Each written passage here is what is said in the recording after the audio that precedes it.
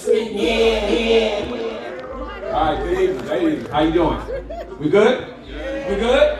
All right. So the young man that was dressed up, baby, work your craft, do your art. All right, so you got to be able to get up here. I've been doing this since I was 21. All right, spoken word has been something we used to have. If you're familiar with Third Ward in Houston, Texas, we used to have a place down the street on Rosedale, and then it's called a Magnificent Mahogany Cafe. Then in 1999, 2000, we had a spot right next to Reggae Hut called Muddy Waters. All right, so we were the beginning poets, but I have a lot of crew, people from Marcel Murphy to Equality, Black Snow, Brother Sid, Sister Angie. We used to blast this place with poetry. One of the biggest things we used to do was try to relate to y'all, give you information that you needed. I'm 52 years old, and I'm sitting at the feet of elders right now cringing, because in a minute, they're going to be gone and I'm going to be there. So they've left a lot on my chest to make sure that we carry on for the next generation. Any of y'all here teachers? Any school teachers? School teachers? She choking over here like, me, motherfucker. Hey, damn, what grade you teach? I used to teach, but I taught middle school. How old are you, dear? I'm 28. See, this is a motherfucking problem right here. We got teachers, too goddamn young, teaching kids that's damn near as old as them. That's what, see, when we was in school, our teachers were like 40, 50, 60, and we was like 18, so it was like they had life skills to give us. They had, not only would they shut the class down, we was fucking up, they would actually say, hold on, young folks, let me talk to y'all about life. And they would give us real game. But now you got teachers old enough to be fucking the students. You know what I'm saying? No, I'm being real. I'm not trying to do comedy because I'm going to do a poem. But I'm just trying to find the teachers and the educators. How many of you got kids? Raise your hand if you got kids. All right? How many of y'all from a hood in here? You got anybody from Houston? Everybody from somewhere else? You're motherfucking transplants. This is why my motherfucking rent is so high. Alright? When y'all go back, so our rent can go back down to $800 for a house. Paying $2,000 right here in the trade for some shit that I should be paying $800 for. Alright? Anyway, let's run it like this. In my poetry, the stage name is Traumatized. We all have been through something. Our people have been through a whole lot, right?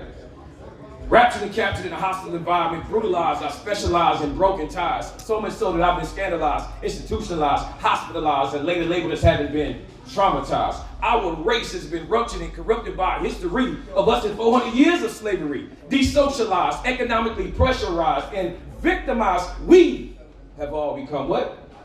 Traumatized. So like a politician, I'm just trying to be your representative. This is a poem I wrote back in 1999 at Wheatley High School. Watching this teacher as I was working at an after-school program. And this one teacher up in the school, I walked in her class and somebody introduced me to her, and I noticed she had a couple little girls that were sitting by her waiting for her to get off. And she was basically taking them home. You know those teachers that would let you stay after school and then they would give you a ride home? And that struck to me because I watched how she was keeping them safe. You feel me? This is dedicated to that sister, but it's also dedicated to all the kids. It's called A Situation. Okay, there's no time for hoopla and rhetoric. Time is of the essence. Huey P. and Bobby Seale said, seize the time. Elijah Muhammad wrote a book called The Theology of Time.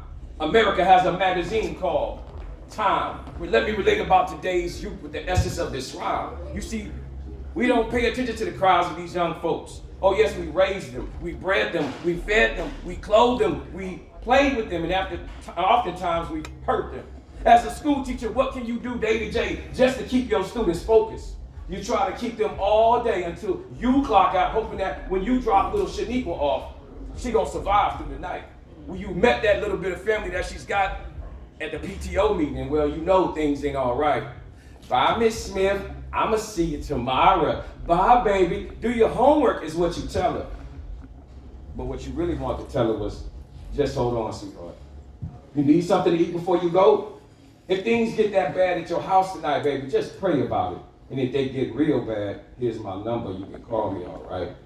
All right. No, teacher, you aren't just an instructor. You're for so long going unrecognized. You are a surrogate mother.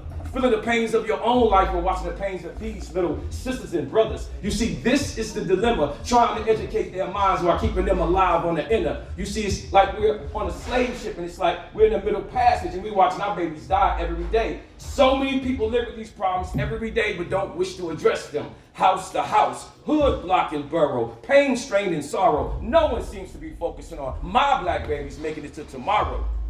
unless we have them subdued and detained in a correctional facility. Charles Darwin said it's survival of the fittest. Well, what if you're never given the proper nourishment just to be healthy enough to leave the den? It's a cold, cruel world out there, and you're either prey or predator, maybe even both. Somewhere in our hoods are several black children dying tonight, emotionally, mentally, and physically. Are y'all starting to hear me? The future still resides in me, you, and the lives of all these lost babies. You often wonder why little Chris came to first period under the influence. He's always, fucked up trying to cope with the bullshit he saw at home last night. You ever wonder why little Trinice is always saying, Miss Smith, is there anything I can do for you? Because you're the only one in her life that gave her a hug, so she stuck to you like glue. Oh, let's not talk about little Shauna Arsenal. You know, the one they complain about in the teacher's lounge for being a little class flirt? And you know if she don't change, she don't graduate the future class. Well, you seemed a little offended by the last statement, and you should, because these babies are screaming out they're only in the 7th grade. Solutions through pollution. Solutions through pollution. Because of our neglect of our own black community, we're going to have to pay them restitution. Spend proper time with them if you have any left in your minds. Give them the actual facts. Make it like Brother Malcolm did. Make things simple and plain. Break things down on their level, then build them back up so they can sustain the ride for the long haul. This life is already short, and we're losing so many students. Hey, teachers. Can't you see the spaces where there used to be students just filling the halls? Just look at it all. There's more time for us to waste. We need to get back up and keep standing. There's more time for us to fall, traumatized. Amen. It ain't over. Because there was a little kid that was at the school, at another school I went to, a little boy, and I was watching him. You ever seen a kid when he little? We talk about little kids, that they be little, and when you take a look, the kid got bags heavier than a goddamn grown motherfucker. You're like, what the fuck life are you going through? This nigga come to school and his eyes is heavy. So I wrote a poem about him that went with this poem, and the little kid comes up to me, and we got to just looking at each other. I was reading him and feeling it. Deep in the darkness, in the heart of the shadows is where kids are spending the night, feeling no love, too consumed by feelings of peril and fright. Plentiful visions of my mama making journeys to the corner for crack, weed, or the liquor store. Y'all tell me the world is mine, and why is my family living so poor? Too many acts of desperation, not enough role models of hesitation. Should I be like my big brother and blast on him? Should I be like my grandmama and pray? Clarity is what I'm looking for. My head is filled with contemplation. I'm only 11 with a mind full of paranoid states. Gotta get mine today, so save telling me to wait.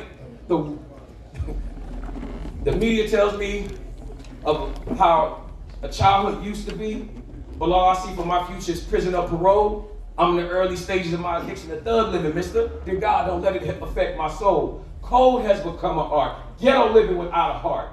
He says, I don't know about black unity because we still suffer from how slavery ripped us apart. He says, I'm hearing names like Malcolm and Martin Luther King, and they sound like a biblical text. Mister, all I know is my auntie, she's still crying over the death of some ghetto prophet they call Tupac. But nowadays, ain't no limit to how bad boys be dying over cash money. So let's see who's next. Vexed is my little spirit, and the preacher tells me to listen to angels singing, but I'm too deaf because of gunfire and booming speakers to even hear it. This all started off from a little vision I had. God, come down and see about me. I'm in the first inning of my young life, and it seems like I'm doing bad. Daddy's long gone, and my mama's missing in action, and I don't want my sister to grow up and be like me. So sad, traumatized. Y'all peace.